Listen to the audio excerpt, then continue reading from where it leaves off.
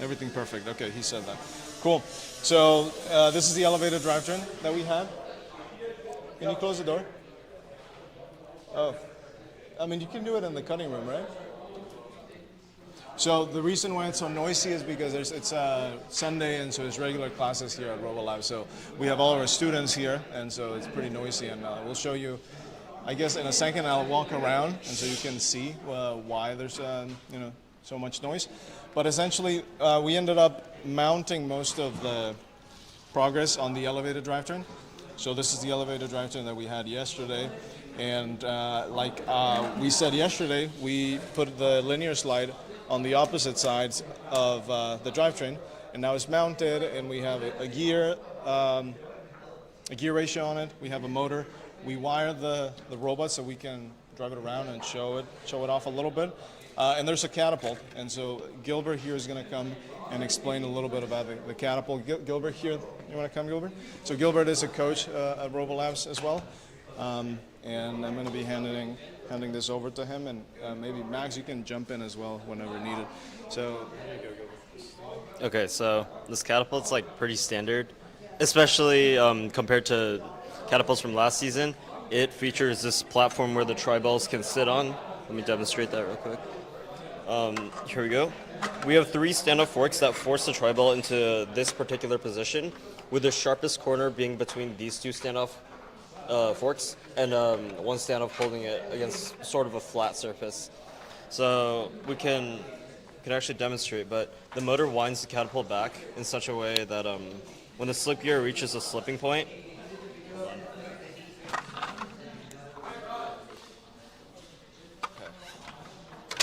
so you can fire it like that, and essentially there's 2 rubber bands worth of power right now, and it's doubled up. So we have those rubber bands mounted on pulleys. So the reasoning for that is because when you pull a rubber band in this pivoting kind of fashion, the rubber band doesn't actually just stretch, it also pivots and turns. So we have these pulleys on free spin screw joints so that the rubber bands are free to do that motion. And we also have, I don't know if you can see this. Can you see this? There's a gray rubber piece here that essentially allows the collision of the catapult with this crossbar to happen without dispersing too much of the force in heat and sound. And another interesting feature is that this polycarb plate, most people just put a polycarb plate on top, but what we found was that just a polycarb plate was a bit too frictiony. So when you would place a tri-ball in the match loading section of the match, it would just stick onto the polycarb. So a minor improvement we added was we used a belt sander to sand this polycarb so that when you place a tri-ball, no matter in what orientation, gravity will simply just allow it to sit in the default position that we've designed it to sit in. Another cool innovation, I guess, not necessarily unique to us, is this is a slip gear. You can't really see the slip gear right now, but it's the same one that we showed yesterday. Exactly. But the key difference is that there's 2 sets of teeth to basically double the reload, or halve the reload time, to essentially allow us to match load much quicker and not suffer as much lag as like shooters such as the puncher do. So yeah, that's pretty much the catapult. This is Alex. So have you measured out how far you're shooting? Oh yeah, we've actually made 1 shot today, and the rest just either lodge in the goal or bounce off, apparently. Yeah. But you're getting crossfield from the loading area. Yep. Awesome. All right, thank you, Gilbert. Yep. How many shots can it take before it stalls out? Have you tested? Stalls out? We haven't actually tested it, but we can get well over 22. Like what we're given. That's pretty much as many as you need, because those Well are all over your match 22. loads. Okay, so in the first part of the stream that we had an audio issue, and so whatever Sam and Richie were sharing, I don't think is there on the live stream. So if we want to maybe bring them back on, do you see them around? So if they can come back on, then we can have that on the record. So here, just stick around for a second. I'm gonna go find them. All right, he's going to find them while I stick around. Well, since I'm here and I'm curious, who's got a sizing tool for me? Somebody grab me a sizing tool, please.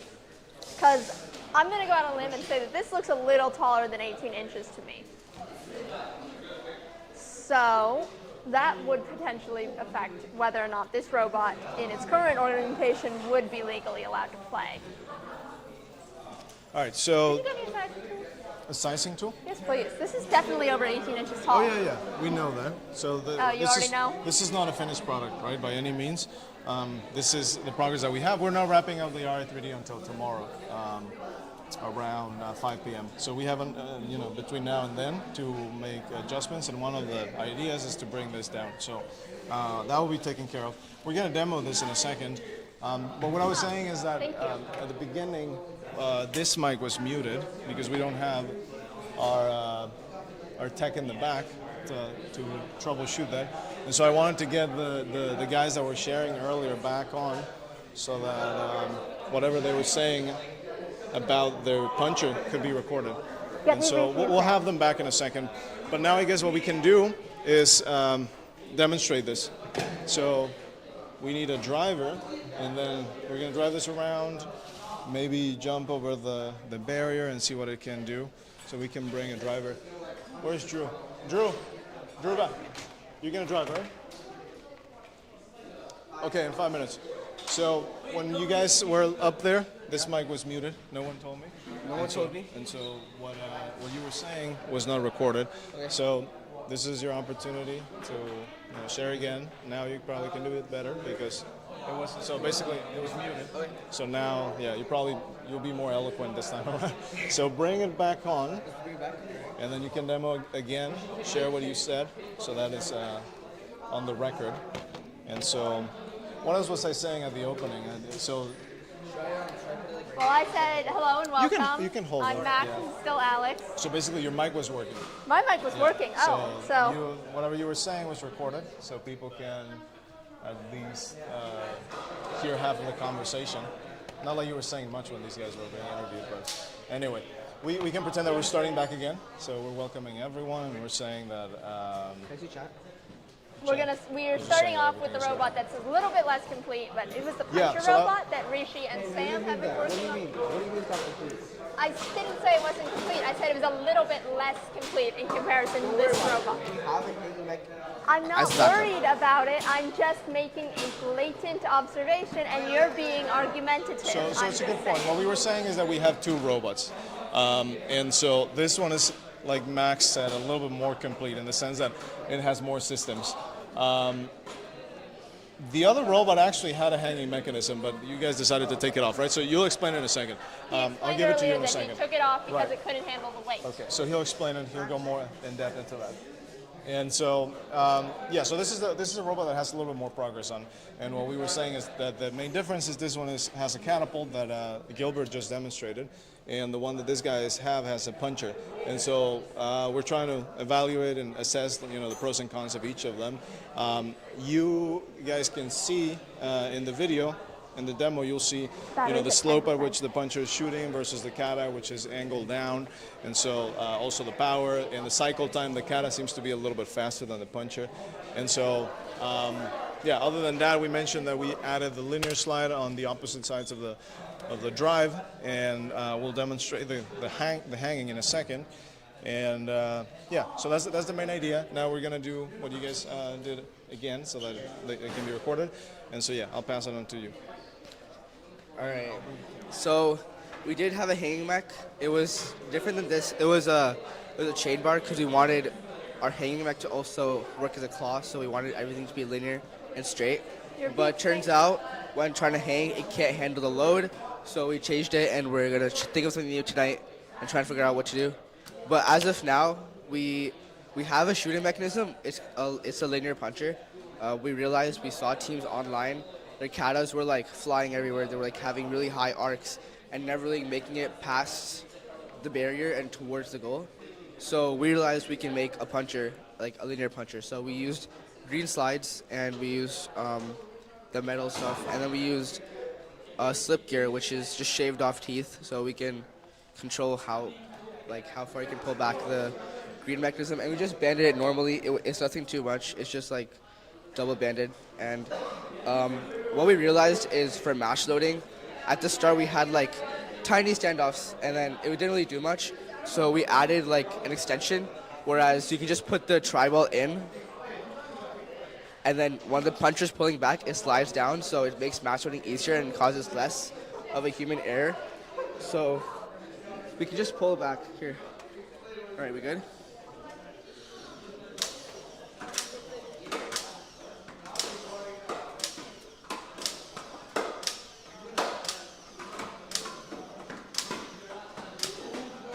All right.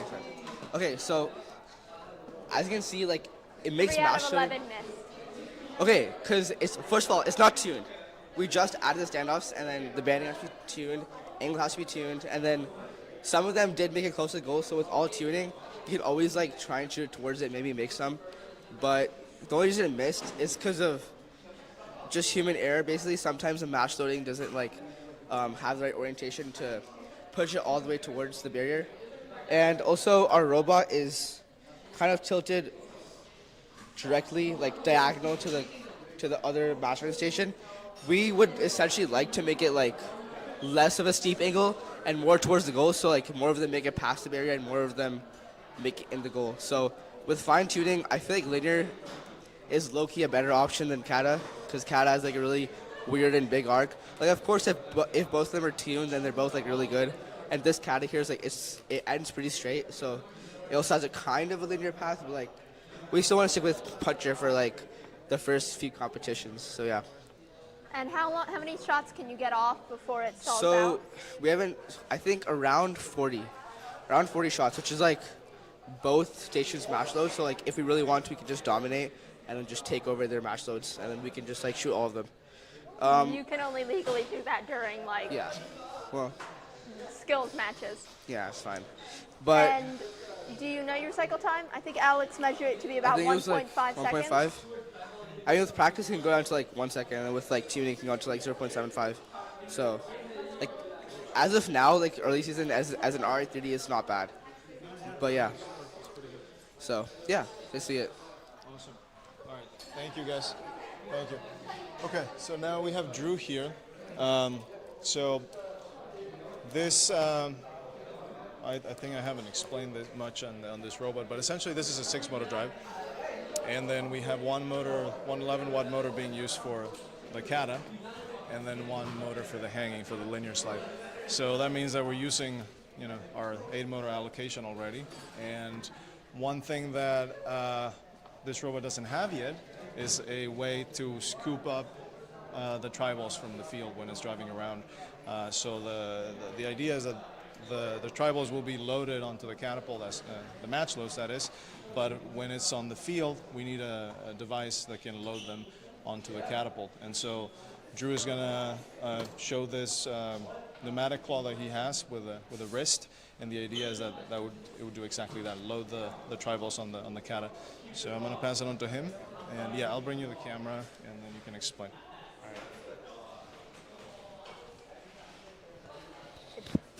You have to pinch it a little, hon. Oh yeah, open it. Yep. There you go.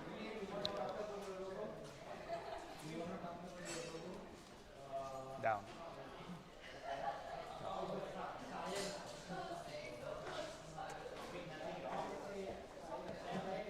So All right, the I got function, tri-balls. the function of this mechanism is to pick up the tri-ball from the field or the match loading zone, which is not really necessary because we can place the tri-balls into the robot directly. But during auton, we can use this to lift the tri-ball out of the zone. But see, we have a hinge right here. So essentially, once we start building this, Your hinge is not actually on the screen. this hinge right here, which will be placed on a C channel going from this side of the drive. Wait, here. Going from this side of the drive to this side of the drive. And then once this hinge is mounted onto there, then this claw can essentially have free rotation, free movement from this position to this position using the force of a piston. So a piston can actuate it backwards and actuate it forwards, from a joint that can be placed around on this channel right here, as it's not being used for anything besides the lift. So as that piston actuates outwards, the claw can be deployed, which is outside of the 18-inch zone, and when it is up, it is in the 18-inch zone. So as it's deployed, a tri-ball can enter into the claw's range, which is stopped by these zip ties right here. It could be a better build with some mechanical, like actual hard stop, but the zip ties work well for now. And as we clamp on the disc using the power of 2 pistons to actuate it back and forth, each side, which are made to go simultaneously so we can have a smooth pickup. And as this claw, since it has power from 2 pistons, it can pick it up and grip it significantly better than even a hand, because even a hand could slip off the tri-ball pretty easily. And essentially, when the robot has grabbed the tri-ball, then on the hinge, using the power from the piston jointed up here, it can pull it, actuate it back into the catapult at this angle, and then drop it.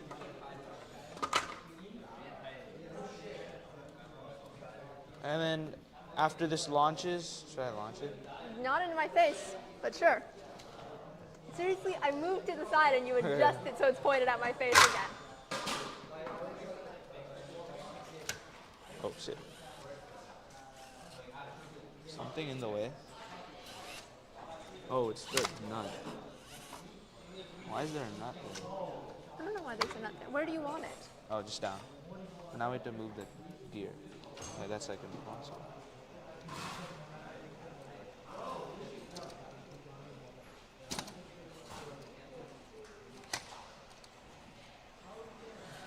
Okay, whatever, it's fine. You want to just turn it on? Yeah, sure. I mean, I think it's fine. So. Oh yeah, sure.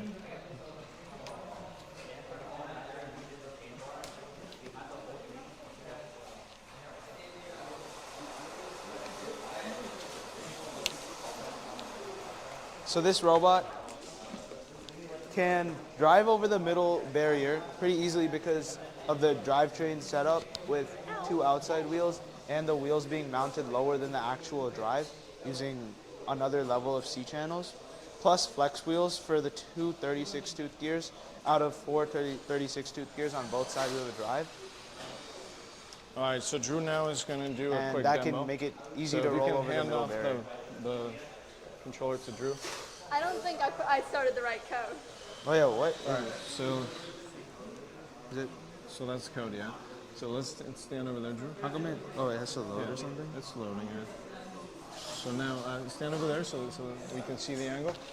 So we should have 2 cameras. One of them I'm pointing out right now, so I'm right here. All right, so fail number So 1. at this moment, As there's too much expected. weight. Yeah. So slow down. So first, get familiar. So slow it down. You don't have to go that fast.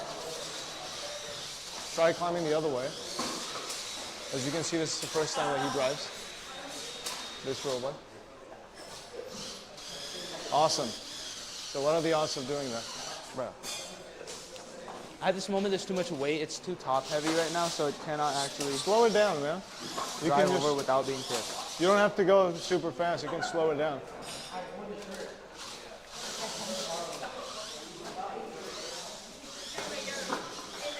Oh yeah.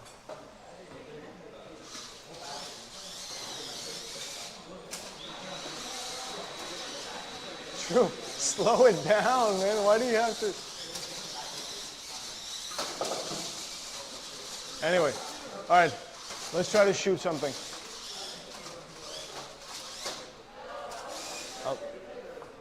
Okay, it did go up over once. So the weight distribution is obviously not perfect. We need to adjust the center of balance. Probably the brain and battery But can this go is lower. absolutely. But this is the first time that this robot makes it to the field. And so if you also were doing a little bit more less reckless driving.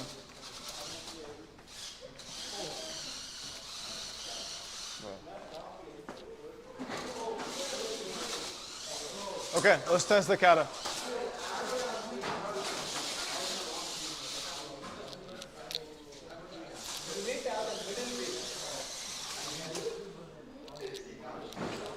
Let's test the kata. All right. How do I do it? This is control. No, the other one. This one. X and B, or X rather. Oh, so you're gonna come to this one.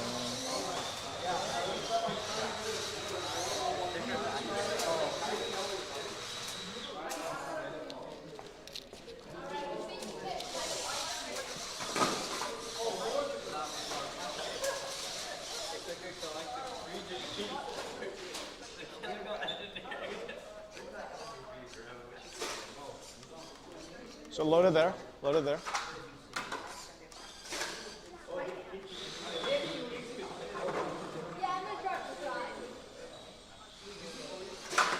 Oh shoot. Just put it now. Just put it now. Yeah, just put it in now and then it'll go.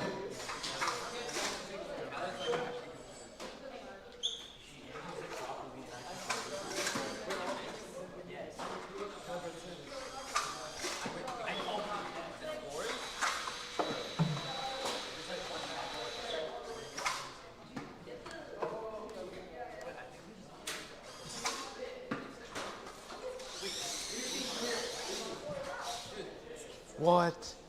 That is impressive. All right, let's try the hanging. So Arya, lock it. Come on. So he's deployed. Now it's gonna need some help. I don't think the clamping works so as of now. So in order to clamp it, it's gonna have to be manually clamped. And what we're testing. So you're gonna have to manually clamp it. I don't think the one-way door is there. Wait, can I try doing it like this way? Yeah, it won't work. So, it's way too much, right? Tilt the Wait. robot. How does this even? It's supposed to clamp like this. I think so. You need to tilt the robot. There you go. Wait, are you sure it's like super Pretty sure. bad? Try lifting it.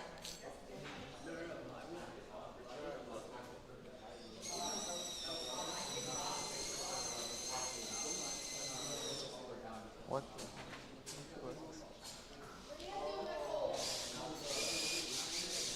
Oh, whoa. This back wheel is, the shaft collars are out. Yeah, it's an Ri3D, right? What do you expect? So again, this is not a finished product by any means. We still have until tomorrow. And so we just wanted to demo what we have. So Oscar is asking what the drivetrain gear ratio is. So I'm gonna introduce you Arya, and he's gonna go over that. All right, what's up, guys? It's Arya here. So yeah, an update from I guess the last time I Slipping. checked in. We have pulled one all-nighter, and pretty much last night was all about trying to get a solid catapult going, as well as prototyping a hanging mechanism and finalizing the drivetrain. So as you can see here, we have a drivetrain, and the gear ratio is we have six 600 RPM motors that are attached to 36-tooth gears, and those 36-tooth gears connect to, I believe, a 72-tooth gear. So the gear ratio there, of course, is half. So if your motor's going 600, then the wheels, the 4-inch wheels, are going 300. And one of the interesting things about the drivetrain, like we mentioned before, it's an elevated drive, so we have these stands, so that should make it easier to hop over the pipe. Super hard to get And the other aspect as well is we have small black flex wheels as well on the insides of the drive between the lift it two up. 4-inch wheels. So the benefit of that is that we're able to essentially have a little bit of push over the got PVC pipe, completely the black one, positioned. when we're hopping over that, and there's no real dead zone. The only issue that we're facing right now, as you might have seen in the video, is that since the robot is a little top heavy, when we try to go over that PVC pipe, a combination of being top heavy along with the elevated drive means that it's a little susceptible to tipping, right? So we need to go back to the drawing board and figure out either how can we workshop the weight so that it's distributed a little bit better, so the center of mass is lower, or if we want to adjust the angle of entry or a hanging mechanism. That way we're able to actually hop over the front PVC pipe much easier. The other thing as well is we've only been able to go over the PVC pipe right now with the back of the robot instead of the front. That's because we have to cut off one more hole on the drivetrain. So in that way we can hop over the PVC pipe easier. But in terms of like an overview of the drivetrain, it's a 300 RPM drive, 6 motors. And in terms of like the drivetrain itself, it's pretty solid. And it should be able to easily hop over the pipe. We just have to cut off one hole and then adjust the weight distribution so that way it's a little bit easier for it to not tip as much. But yeah, the other thing is catapult's working really well. This is a 1-motor catapult, and one of the things I've seen a lot of people thinking about is, what is the fastest way of throwing the game elements over, right? A lot of people are trying to get like insanely quick cycle times, almost so fast that a human loader can't even match the speed of the robot, right? In reality, You saw I had trouble picking them up individually at all. So the speed of the shooter is going to be hindered by the speed of the loader. right, yeah, so, even though in theory if you have like a 0.25 second cycle time, that's like perfect, right? That means you can do like all the game elements in like 8 seconds, right? In reality, that's not really how it works, right? Like in a match, even in skills, right? The human loader has a certain speed that they can load the game elements into. And the other aspect as well is, it's not necessarily a race to see who can throw all of the game elements over onto the field. What I might foresee happening in the tournament is that if you just throw all 22 over onto the field, now you have all 22 open on the field, and your opponent could essentially steal those and fire back to the other team, right? So it's not necessarily a race to get all 22 game elements onto the field. It's much more of how can I transfer my game elements from the mass shooting station into the goal and secure that all 22 go into the goal, right? It's not necessarily just a race to throw them onto the field, because then they can be stolen from the field. I think the ratio we have right here is really solid in terms of the speed that the kata is actually pulling back, as well as the angle of attack that we're shooting at. It's not stalling the motor at all, and it's I think this is a pretty balanced ratio. One of the other things we also tried with our catapult is that to make it so from the loading station we can throw across court, of course, but the other thing as well is if we go up to the black PVC pipe that divides the field, ideally it can also throw directly into the goal, right? So we've been playing around with the stopping angle for the catapult to make sure that can happen. But of course, like I mentioned before, it's an Ri3D, so a lot of tuning is still needed. We still have 24 hours, so I think we have a good jumping point to really, we have put down a lot of ideas on the board, and we've prototyped some of them, so now we can go back through and polish up a lot of the things that we've built. I think the part in particular I want to polish up the most is definitely the hanging mechanism. On YouTube and on the forum and stuff, I haven't really seen any robots that can really hang at all, like more than like an inch off the ground. So this itself is like a pretty big achievement. It's just that it's a little janky right now. So having some sort of more robust locking mechanism, right? That ideally you don't have to spend like 10, 15 seconds in a match lining up to hang, right? So it needs to just go in, lock, and pull out. So we need to tune that so that way it works. But those are the next steps. Hang. You got to B, which is I have one. Oh, nice. You got to B, which is the second level up. And although I will say you did damage the field elements, so you got to work on that locking mechanism so it doesn't scrape up the pole quite so much. Yeah, I think. Also, on your remark about speed for the catapult, yes, you're going to have to contend with the human loader on the one side, but on the opposite side, if somebody else has shot all of theirs over really early, then fielding and being able to shoot them back quickly is something you should keep in mind. Yeah, there's definitely a balance in terms of ratios, and all of the, this game is interesting because you basically have one subsystem that has to play multiple roles, right? Like, you could have the robot, you have to have the catapult, shoot from the loading station to the other side, but you also have the scenario where you maybe need to shoot directly into the goal, And also another scenario where you're just trying to throw it over onto the other side of the field, right? You're stealing your opponent's try balls. So yeah, tuning all those so it works well is definitely something you have to work on. If it's Oscars, we answered it. We answered that. Yeah, we already answered that question, but it's 36 to 72. So you're cutting the 600 RPM in half, so we have a 300 RPM drive. So this robot uses exclusively the 11 watts. Yes, that's right. Yeah, we're not using any 5.5 watts on this robot. But we're using all 8 of our 11 watts that we're allowed to use. Right. Yeah, I think the 11 or the 5.5 watts are interesting. The thing is that you can't really dedicate them to one whole subsystem. Like you can't make a catapult, at least from our testing, that you can't have like a puncher, for example, that runs exclusively off of 5.5 watts. You really need that whole 11 watt motor to power something that's banded heavily. I think the 5.5 watts could be useful in scenarios maybe if you have like a roller intake where it's much less about torque and more just about like having some motion that manipulates and pushes the object in some way, but it's not really too power heavy, right? So yeah, at least on our robot, hanging mechanism needs a ton of torque, right? Catapult needs a ton of torque. So yeah, we haven't really found an implementation for the 5.5 watts. Although we did experiment using essentially a 5 motor drivetrain. So the way that would work, right, is you have 4 11 watt motors, and then you have one 5.5 watt motor on each side, right? So that adds up to like a 5 motor drivetrain. So we did mess around with that. It's really tricky to get the gear ratios working because let's say you have a 5.5 watt motor, right? That spins at 200 RPM. Your normal motors, the 11 watt ones, can spin at 100 RPM, 200 RPM, or 600 RPM.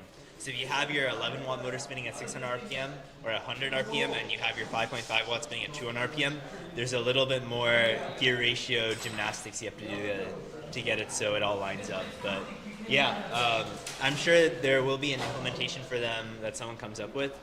If you can figure out a way to do a 5 motor drivetrain, I think that would be more ideal because then you can use those 5.5 extra motors to support your hanging mechanism or support your climbing mechanism or have a roller intake that's powered by a motor. But yeah, as of now, we haven't found a use for them just yet. Yeah, which is kind of a shame, right? We were really excited to use the new motors, but yeah, it just wasn't the right fit. All right, so I wanted to ask a few questions, kind of like wrapping it up as we get closer to the end of the Ri3D. We still have, like Arya said, one day or 24 hours. So, this robot, as you saw, there's a lot to do.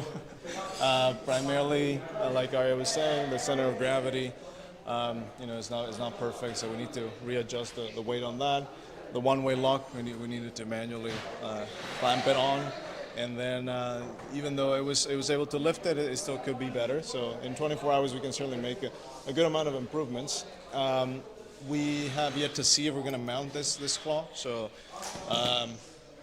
like both of you said, we're using all the motors already. So this is just exclusively a pneumatic claw.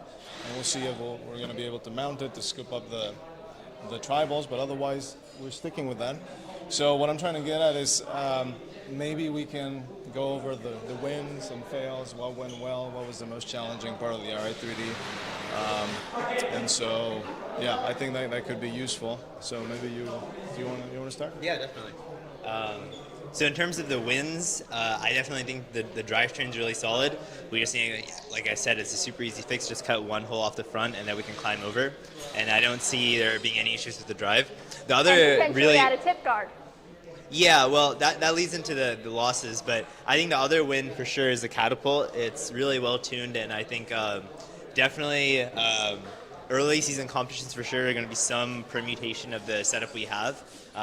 One of the nice things about this catapult design as well is that it's super compact, and I think the angle that we're shooting at is really solid. So yeah, I'm really happy about the catapult. Some of the other wins, I guess, is that linear slide hanging mech. It has a ton of torque, and it is possible to get off the ground more than just like the 1 inch or 2 inches that we've seen in YouTube videos. This leading into the kind of the losses or the rooms for improvements or opportunities, Definitely the fact that it's super top heavy because of our hanging mechanism. That's definitely something that needs to be worked on. The other thing that needs to really be worked on is our locking mechanism for the hang. The gravity lock is definitely the way to go in terms of locking mechanisms.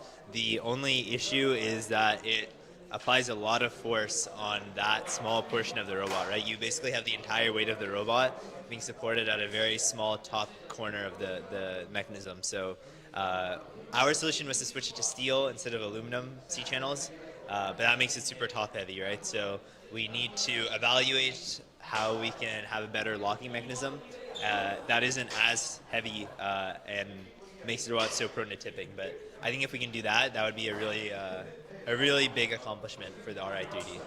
You could also just add a tip guard. Yeah, but if you add a tip guard, then it makes the robot bigger than it needs to be, and it's a little less elegant, right? Ideally, everything is integrated into the frame of the robot.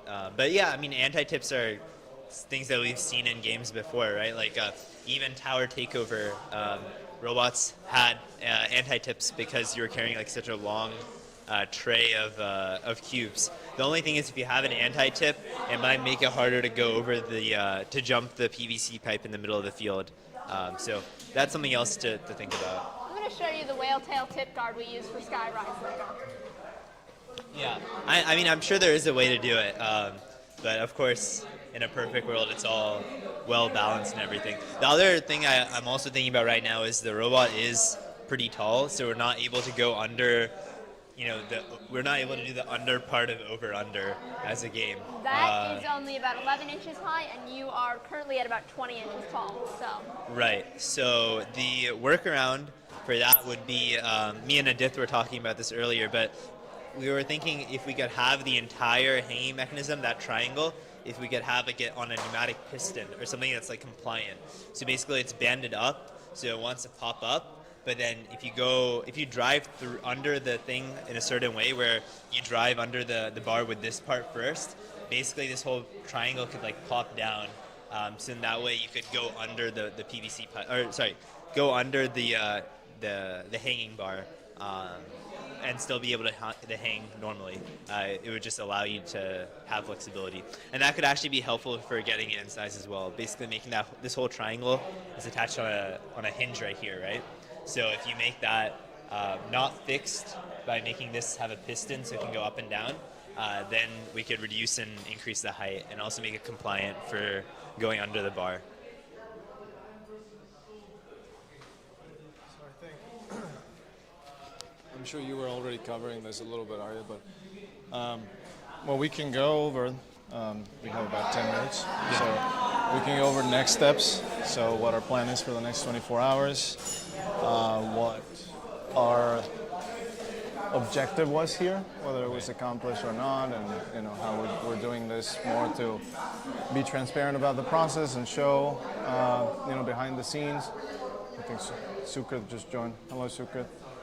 Sukrit is asking about the kata ratio. Yeah, so the ratio we have on our catapult is we have the motor attached to a 12-tooth pinion, and that connects to a 36-tooth gear.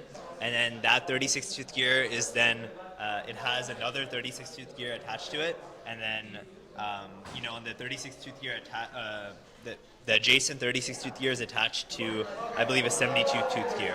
So you basically have like a compound gear ratio here, right? So you're going from 12 to 36, and then you have the other gear ratio is a 36 to a 72. So you really have a 1-to-6 ratio, right? You have a half, and then you also have a times 3. Times 2 and then a times 3, so times 6. And we're using a 200 RPM motor for our catapult. 36 is a double slip. It's been shaped on 2 sides. Yeah. Okay, cool. So 30. What is he saying? Yes. Yes. The 36-tooth gear is the slip correct. gear, yeah. Okay. All right. So I think we should go over next steps, right? So this is also useful for us. Right. So I think one of the main priorities, I think you would agree, is to fix the center of balance. Right. So how will we go about it? What are you thinking? I mean, the oldest, most unsophisticated approach would be to get Dead weight? yeah, a ton of high strength axles, definitely not. a bunch of steel C channels, and just throw that on the bottom of the drive. I- However, that's not the most elegant solution, and I'm not for that. So I'd like to vote against that as well. yeah, so the real solution here would be probably to find a more Reallocated, elegant contraption up here to lock onto the pipe. So it might not be super evident from there, but the whole top, this mechanical lock, this one-way door, is mostly made out of steel. So it's super heavy. And if you add to that the motor that is here and the linear slide that is made out of steel as well, then there's a ton of weight over here, right? So like you're saying, if we find a better way of doing this, the reason why this is steel is because when we were testing it, we were holding it up and the bar here bent, so it literally twisted the aluminum bar, and so it needed to be reinforced, and so we ended up with steel. But yeah, so I mean, certainly we can, put the brain lower, the battery lower, maybe try to replace some of the things here. But other than that, there's not a ton else to do, right? I mean, we are thinking about adding a claw in the front, but I don't think that's gonna do much in terms of rebalancing the weight. Yeah, well, one. Would the center be strictly weight-wise, or would doing something about the fact that these are the tiny little ones potentially increase the size of the flex wheel centers? Might help. Because it is beaching itself. I don't think really the reason it's getting caught is because well, one thing, like I mentioned before, when you cut this one hole off the front of the drive, right? But the other thing as well is just because we're not going onto it with any momentum, that's why it's getting high centered on the PVC pipe, right? So if the weight was a little bit better, then we could just drive straight onto it, so we'd go onto the PVC pipe with some momentum, and then we wouldn't get high centered. So I don't think we need to necessarily change the idler wheels in here. We definitely. If anything, it would make it worse, I think, right? Because It's just like just gonna yeah, exactly. make it worse. So right now, the opening here kind of matches, right? The opening in between the two omnis kind of matches the barrier.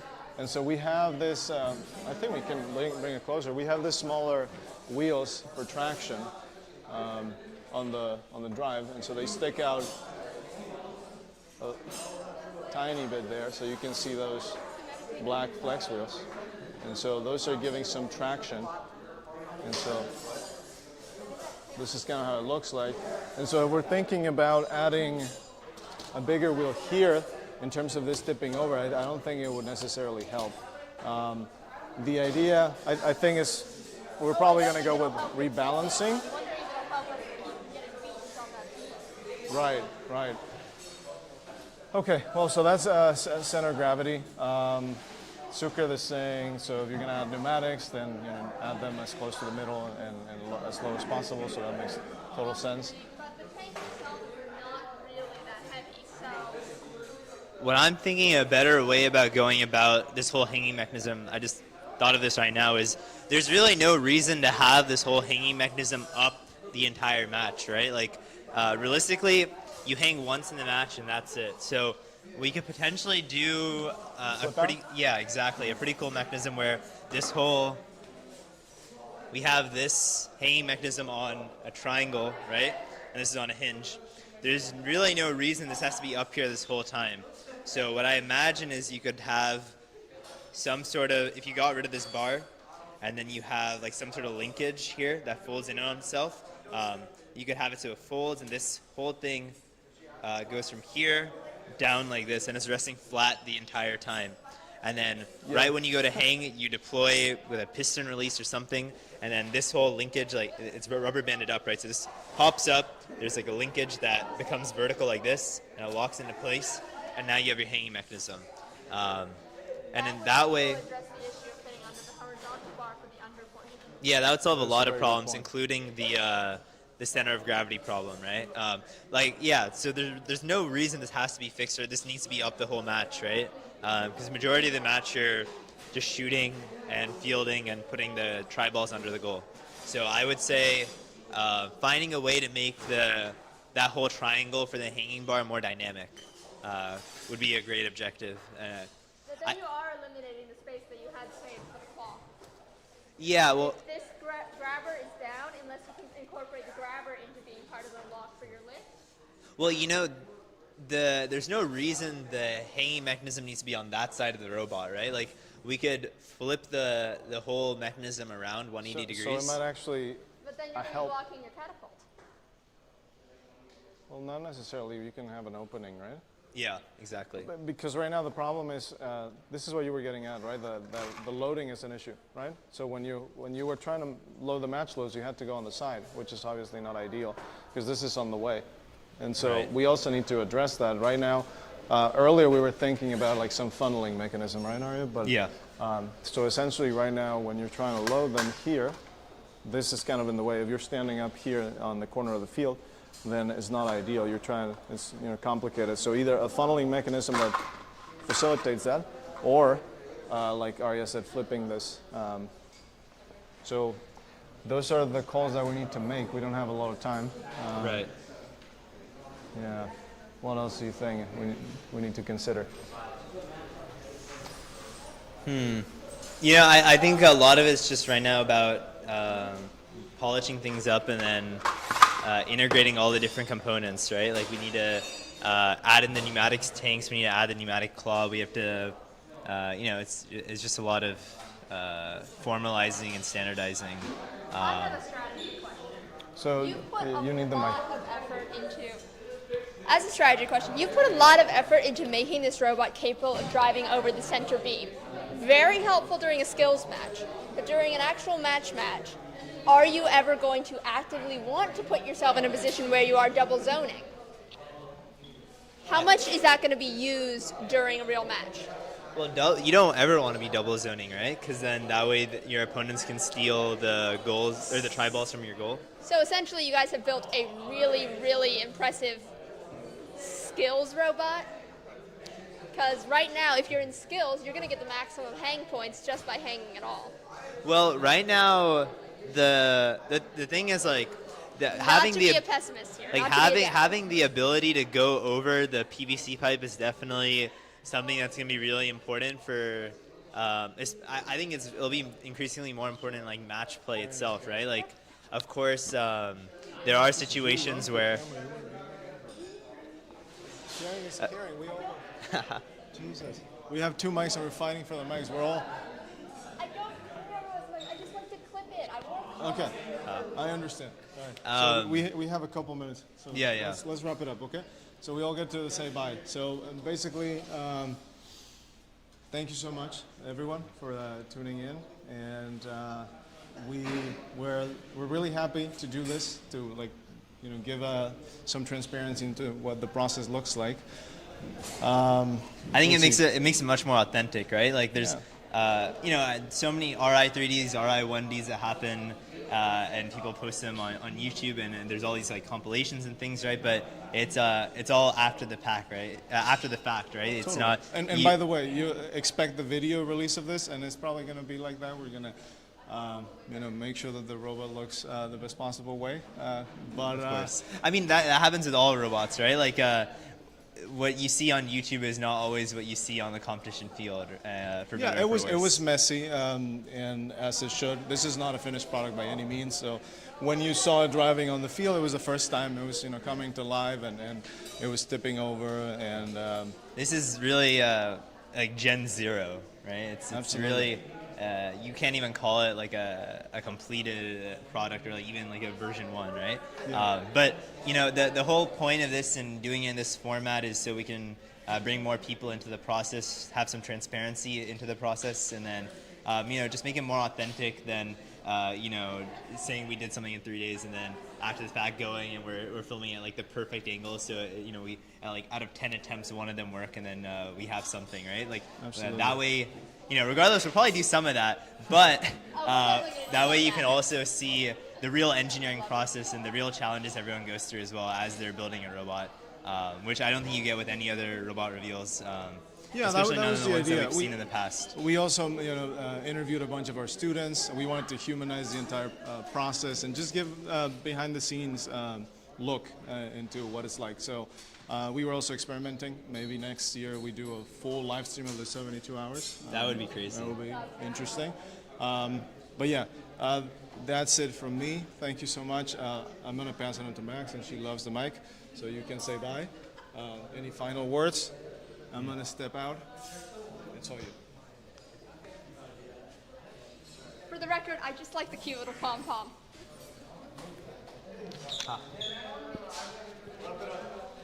And also for next year, let's buy a third mic. Yeah, we can get on that.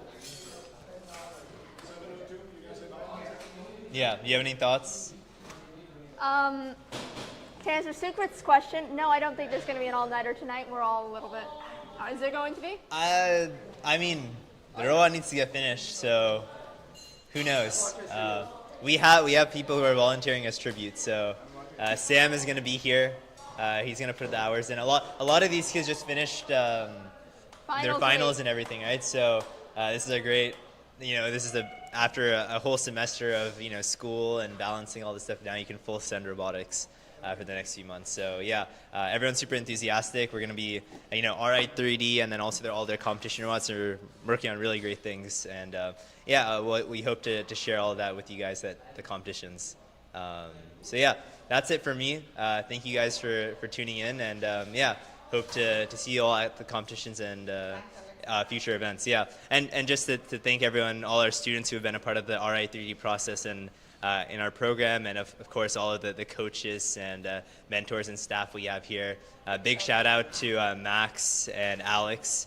And Inian, he's been doing our tech work. Yeah, behind the scenes and all of that. So thank you all to everyone who's been part of the process, and look forward to our robot reveal dropping soon. Thank you. Yes, thank you, Sam. Thank you, Rishi. Okay.